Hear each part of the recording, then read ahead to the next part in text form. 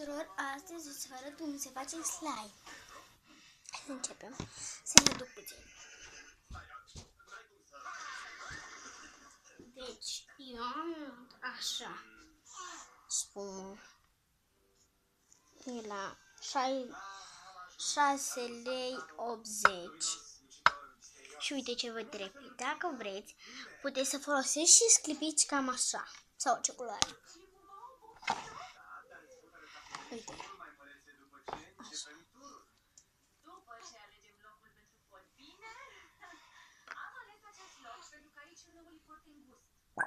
Așa economisim timp și materiale. Perfect, îl construim aici.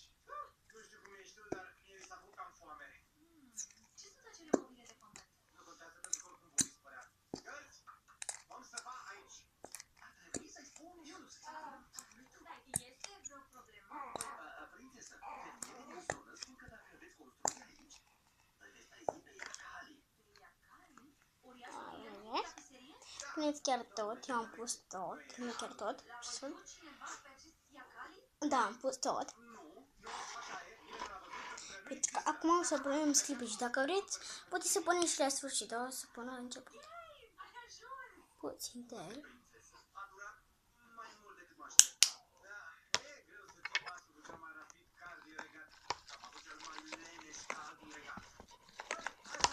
Amestecăm.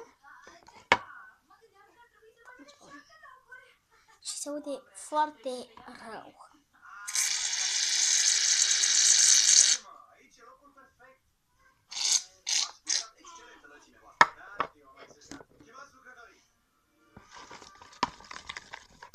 Știu că arată ca apa, dar o să fie altceva.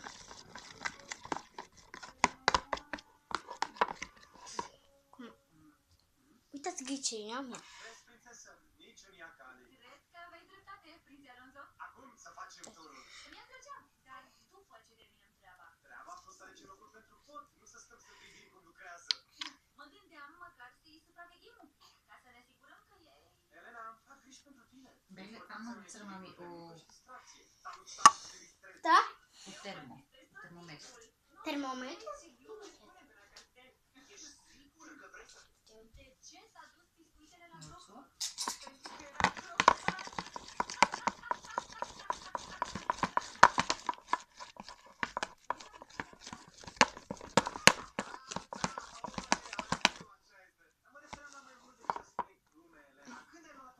Mie nu mi iese chiar, dar o să încerc.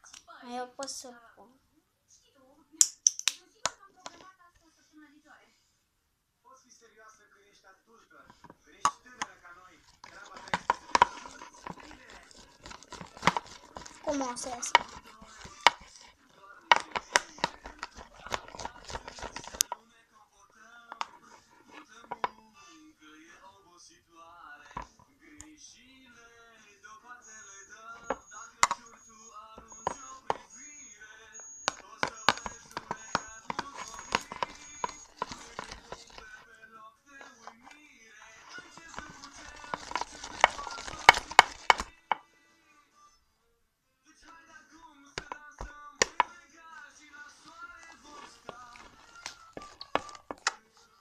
Și o să pun puțin din alt clipici.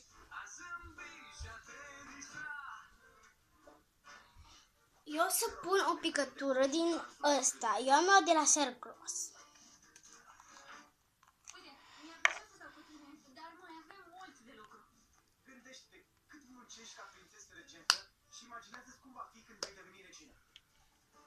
Este greu când ești nobil de seamă. Eu știu tot ceea ce simt prin ce treci. Te salvezi de atâta osteneală.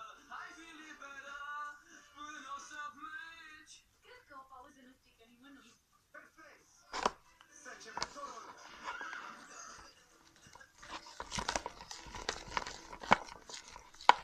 Deci hai acum să dansăm plecat și la soare vom sta. Să te oprești și ușor să începi. A zâmbi și a te distra.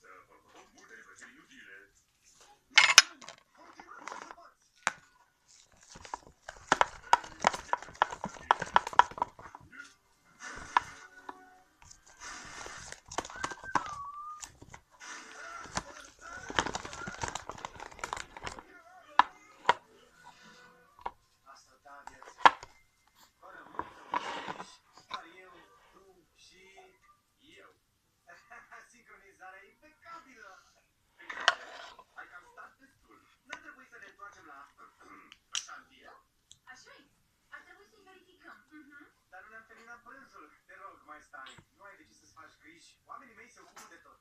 Prințe Alonso, muncitorii l-au trezit pe Iacali. Cum? De câte ori să mă repet? Iacali e doar o poveste veche. Păi, acea poveste veche a distrus șantierul.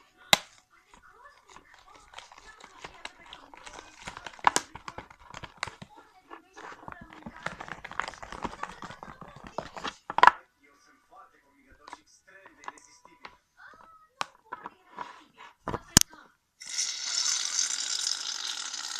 Prințesă, stai!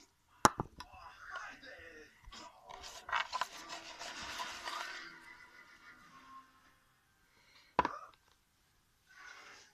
Iacali e adevărat?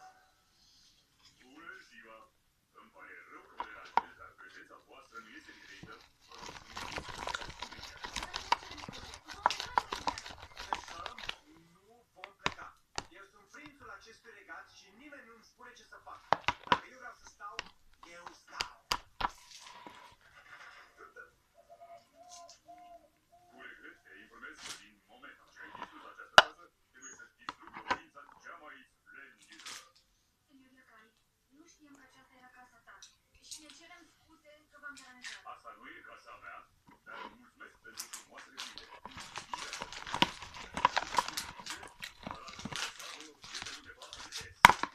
Repede, dăm, face ceva. Da, dumneavoastră. Eu astea, rog să mă iertați că trebuie să iau asemenea măsuri, dar voi luați decizii greșite, domn nepoliticoși. Haideți să plecăm, prieteni.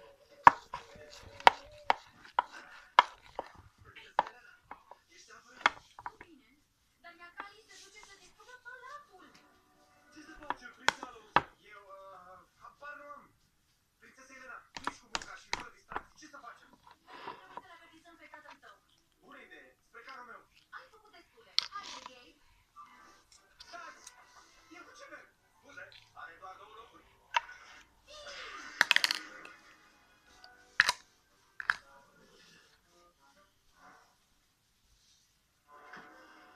Uite acolo!